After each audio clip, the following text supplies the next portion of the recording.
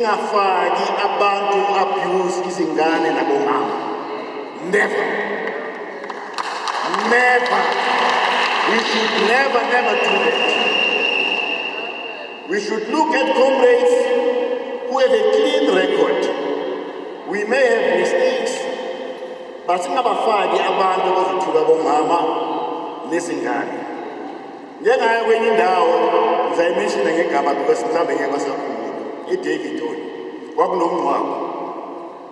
I was not impressed by the way you know, the comrade was a dictator.